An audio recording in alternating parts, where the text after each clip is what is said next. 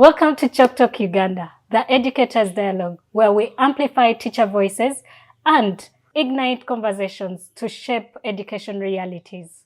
Today, we are going to explore a topic on leadership that inspires and its role in education excellence. We are honored to have a leader who has walked the halls of our schools as a teacher, a head of department, a director of studies, and a head teacher. We are delighted to have you in studio today. Would you introduce yourself to the audience and tell us about what you do and who you are? Thank you very much, Liliane. My name is Steven Segane. I'm currently managing director at Master Traders. It's some startup where I manage leadership things every day. I manage everyday things and then guiding the decisions and the vision of the organization. Previously, before I became a managing director, I was working at the Amazima School as the director of studies. I was proud to be the first Black director of studies, African director of studies. Then I worked as the administrative academic assistant. And before that, I was working as head of department in the physics department and then the ICE department in Budo Secondary School. Okay. Thank you. Oh, wow. You wear so many hats in leadership. How has the journey shaped you to who you are today? There have been lots of things that have been happening in my life. And before I became a leader, I don't think it has to be even a before. Before, when you enter into any role or into given any position, leadership starts at every level. Now, it was very hard for me to realize that leadership starts at every level until later on in my life, I realized that you don't become a leader because of a particular set of authority you have. You can command authority even at any given level. So I started teaching in 2010 as a teacher of physics in Budo Secondary School. That was in Feb 2010. Then after like around 1 year and a half, I was elected as the head of department physics. It was very strange because the school was 20 years. I was the youngest, but the school administration chose to make me the head of department. I later on asked why they did make me that, and the owner just told me, you were exhibiting leadership skills. That is why we chose to make you our head of department. I was the youngest in the department, one of the most difficult departments to lead, but they chose that I became that leader. So then my journey started from there. I had already shown that I was a leader. I don't know how. Actually, they explained to me that how you've been leading our computer projects showed us that you can lead other things. So which means that you start at the very bottom before they even tell you to take on leadership positions. Okay. So that sounds interesting. Given the fact that they saw the leadership in you, what qualities are those that you possessed earlier that could shape what made you a leader? One of the qualities I think they saw was how I could organize things and how I could organize people, how I could get things done, and how I was relentless with my pursuit of whatever I was doing things. So I think those are some of the qualities that they saw in me, because they only told me that you were very good at leading a computer project. So I could not understand what that meant to them, because for me, I was just doing it out of passion. I set up their computer lab in just less than 1 year of joining the school. So they elected me to become the head of department because I was very good at organizing people to do things, and then organizing things and achieving results with minimum effort and resources. So. In your experience, how best would you define good leadership versus leadership that inspires education excellence? Now, there are three things I want to talk about. And those three things, how you take them, defines what a good leader is, or what good leadership is, and then what inspiring leadership is. There's resources, people, and goals. Now, I'm going to put these ones into this. A good lead into context. Yeah. A good leader, you may have a particular set of goal you want. Then you have a particular set of people you want to achieve that goal with, and then you have a set of resources. But how you communicate that now matters. A good leader will say, I have these resources, I have this type of these people, and I have this goal. I'm going to give an example. I'm a science teacher, so my examples are going to basically based on sciences. Okay. So I can say, I want us to buy science equipment. A good leader would say, you go buy test tubes. They are very prescriptive, very definitive of what they want. Say, you're going to buy test tubes, a microscope, and other things, perishes, and then the chemicals. They define what they want. Then they get the person, they manage that person. They tell them that now you are given 5 million, you have to manage that. You have to go and buy these things at this much price. You have to make sure that by the end of maybe the year, you have to give them to me. Now that's a very good leader. Okay. So they manage very well the resources, and then they manage the people and the goals. Now an inspiring leader looks at the people, looks at the goal, looks at the resources, calls in someone and says, okay, these people are going to be working on this resource, or on this goal, and then these are the resources that we have. So they invite them and tell them, this is what we have. I'm not going to tell you how to do it, but I want by the end of the year, we have science equipment. They don't tell you exactly what to buy. Now, if they do something like that, someone has to think through their options. Say, okay, if I buy this, will it be helpful to my projects or for my students? So for them, they start doing things on their own. The leader has to just simply provide support. They don't tell them what to do. They give them goals and resources. A good leader gives you goals, resources, and instructions. I don't know if that makes sense. Yeah, I could summarize from what I've understood. I know it's science, but I have understood that when it comes to good leadership, it is about resources, it's about people, and a goal. And the intention is to make sure that we achieve the goal alongside the people and the resources that are part of this. With instructions. Yes. Okay. Did I get that right? Yeah, that's nice. Okay. Based from the experiences and the examples that you have given, you have demonstrated that academic leadership as well as administrative leadership intertwine together in relation to ensuring that the goal in this circumstance is serving the learners. What is the driving force when you are making a decision? Now, there are things that will normally come into play when you're making decisions. In leadership, first of all, you have, in the first place, to know who that decision is going to impact in the first place. So before you make it, you have to know that if I do make this decision, who does it impact? Then the second is you have to know what is at play, what resources do I have if I do make this decision? How is it going to, how am I going to work within the resources I have to make that decision? Normally, what inspiring leaders do, or other leaders or good leaders do, they try to consult the people who the decision is going to affect. Now, it would make more sense if you come to me and ask me how I would like to organize my classroom than you coming to me and telling me, you put this desk here, put that desk here, put that desk here, because you don't even know if I can even walk some distances. But if you ask me, I can tell you, okay, it would be best that my teacher desk should be here. Before making a decision, who that decision impacts matters more than the decision itself.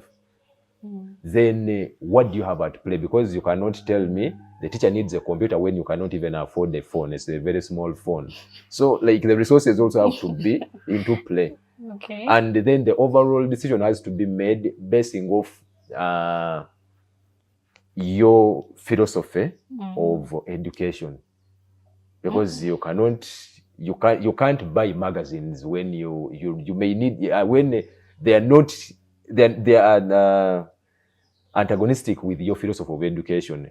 There are very many philosophies of education, of course. Please highlight them for us. Philosophies of Because education. I was about to ask you, talking about philosophy of education. What is philosophy of education? It's just the guiding principles that guide education in those schools. The guiding principles, guidelines. There are Christian philosophies of education. There are secular Islamic philosophies of education. I think it's Islamic, not Muslim, whatever that case is. Then there are those ones that are just in the laissez-faire kind of. For them, they just go with the flow. And it's a very good philosophy. Okay. It's seen much more in public schools because they're not more structured. They're not structured like private kind of schools. So I just cannot have them all, but there are very many. But at least I can give examples of the ones that I've been through. Okay, at least you have given us the examples what philosophy could mean. In this case, do you have a specific moment where your leadership had impact on the teacher's morale and the student outcomes? There is one story that comes into my mind when we talk about something like that. I was teaching in the Amazima school. When I was appointed to be the director of studies, before that, I was always looking through people's CVs and then trying to forward the names. So I was basically the one to do with the starting point of the hiring process. And when I was appointed into that role, they told me now your role is going to be much more broader with hiring. So you have to vet the people. You're the one supposed to make calls, and you are the final word. You're the man with the power. You have the final word. Yeah. At least if we are at a stalemate, because it was a team kind of effort. But if we had reached a stalemate whereby we could not agree, I could say yes or no, and it meant more. So the head teacher at that time told me, I know you've looked at what you're missing. So there were like around 5 teachers that we wanted to have during that time. Now they told me, you have to hire a 6th teacher. I said, why? Said, there is this teacher here who we are going to dismiss. I said, why? He's a bad teacher. Said, what makes you think he's a bad teacher? Said, the head teacher told me, they have told me he's a bad teacher. I asked, who told you he's a bad teacher? I hear it from students and then from teachers. Why? He dresses poorly. He does not teach well in classroom. He always comes late. I asked, what have you done to make sure that he's not a bad teacher? They told me, nothing. Do you have any reports? Nothing. So I told the teacher, that one is going to be my first hire as the director of studies. So I told her, just give me all the powers to talk to that person and let me see if they don't change within a year. It is okay, we can make a decision to terminate him. Now, before even that person knew that I was appointed as the director of studies, I went to him and I talked to him just normal conversation. I said, what is your problem these days? You don't dress very well, you come, you don't tuck in, and in the classroom, you are not nice. Because at least he knew I had some authority, me being the administrative academic assistant, academic something like that. So he knew I had the authority to talk about stuff like that, because by that time he knew I could, I looked through people's CVs. So when I talked to him, I got to know his side of the story. I never told him what I wanted him to do. I never told him what was transpired through that meeting, but we left that year and came back again. So still within the same old habits, I had to talk to him regularly, but in normal conversations, not trying to let him know that I want him to change. I did really want him to change because he was kind of my project. So I started doing the things I wanted him to do by doing them myself. So the late coming, I changed my habits. Actually, he inspired me as well. Because I wanted to change him, I changed myself. So I started coming very early in the morning, and my office was next to the gate, so he could pass by and he could see me. Other leaders were not doing that. Now, I wanted to change him, I ended up changing everyone else. So by trying to talk to him and him seeing things I was doing and helping him in the classroom, he turned out to become the best version I could have seen. He's still growing, and I think whatever happens to him, he's going to become a very good leader. I'm inspiring the why he learns. He's very, very good at learning. He learned, and one time he came and told me, you know what, Steven, today I came very early thinking that I'm going to be the first one in school, but I found you here and you have disappointed me, but at least I no longer come late. Yeah. So him changing, he changed his attitude in the classroom. Actually, his subject, I really wouldn't want to put a name out, but his subject started changing. The students' outcomes started changing because he had changed who he had become as a result of me trying to talk to him. As a result, he also changed me. And then I also became someone that believed, actually I started believing in my philosophy that the people believe more in what you are doing than what you are saying. Wow, that is interesting. I hope the person out there is watching you and feels that you played a big role in saving his life and his job, or saving his job, sorry. Clearly, you have a passion for leadership in the way you sound, in how you have mentored others. What practical strategies would you help schools draft to train more teacher leaders? I think the first step would be to identify people with potential, the teachers that have potential for leadership. So once what you do you identify, mean by potential? like you see someone who can turn into a very good leader. I gave you an example. They did see me that I had the potential for leadership. So they identified me from the very onset. Because of the things I was doing, then they gave me the role.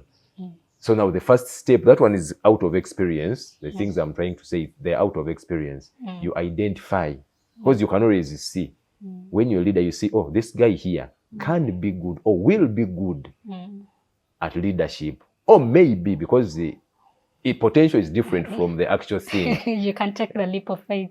You can take the leap of faith. I always follow my instincts. So when you identify them, then you give them leadership opportunities. Like, for example, like they identified me, they gave me an opportunity to lead. But that was not the end of it all. Because giving someone leadership opportunity, even if you've seen they're good leaders, and then you just let it be, it's not enough. Okay. Now, after giving them that, you give them the opportunity to grow into those leadership roles. You can have leadership programs. You can have mentorship. You can mentor them. You always tell them, okay, this is right. This is very good. You can continue doing this. And I think that now brings me back to monitoring and then evaluating. So you can always monitor their progress, then you evaluate them, give them feedback. And if you see they are now capable of going to a next level, you promote them to the next level. You keep on doing the same process. I think that is a blueprint that schools can always try to follow. Just identify someone, give them opportunities, mentor them, monitor and evaluate, then elevate them where necessary. But it's always best that you follow their path. You know exactly what is happening in their life, and then you help them grow. Okay. There's a teacher out there who is waiting on a title to exhibit some of their leadership skills. Which word of encouragement should you give to the teacher who is waiting on a title before they can execute their leadership skills? Just do what you love and wait. Because when you do what you love and wait, I gave you an example. I like using this one as an example. I really loved computers and setting up computers, just working within computers. So I did what I loved. I wasn't expecting anyone to put me into any leadership position because I don't think I was that good in physics. Even up to now, they still say I was good at physics, but I don't think I was good at teaching physics. But I used to do things I loved and then waited. I didn't even wait. I just found myself getting into those positions. I could not have gotten discouraged because I would not have, even if I had not been elevated into a particular leadership position. So it was always best for me to do things I loved. So the rest just came by that. And actually, even becoming a leader at the Amazima school, it was a matter of people identifying me. Still, there was our country director. His name was Mark Guthrie. We were, by that time, the staff was, we had fewer people, so we could normally go to him and talk. So we were sharing very many conversations. Then before, he was the first one to put me into a leadership position. But he called me and told me, you are showing you are a very good leader. Let me hope you are. This is not a promise that I'm going to make you a leader, but we can start from where we are. So he put me into the academic administrative assistant role there. So they gave me that thing of trying to hire people. At least that is where I started from. But it was about doing what I loved. So just talking to him about things. Yeah. I think that is the best thing I can always tell teachers. Okay. That is really inspiring. And I would like to know, because you've talked about your engagement with ICT, how do we leverage ICT in leadership for education excellence? There are lots of things we can always use. Now, ICT is a very, very, very big tool we can always use in leadership. The first thing we can think about is communication. Now, there are very many platforms which we can use. It can help you with communication. I can easily text someone now, maybe they're in the classroom, and tell them, you know what, I may need to talk to you at this time. I may need to draft an email. These days, quite frankly, I use chatbots to edit my emails and then my letters. So it's leveraging, it's the same thing as leveraging ICT in leadership. So if I want to send an email to my team, what I do is I draft it. Then I don't have to, I do other things. I put it into a chatbot, tell it, edit this for me. So it does edit for me. I read through again. I say, okay, this that doesn't fit what I want. Add this here or remove this and stuff like that. Then you can use ICT to make informed decisions. So for example, there are softwares that track students' progress. That is still ICT. There are softwares that track students' progress. So as a leader, you can look through and say, okay, this subject here is not doing nice.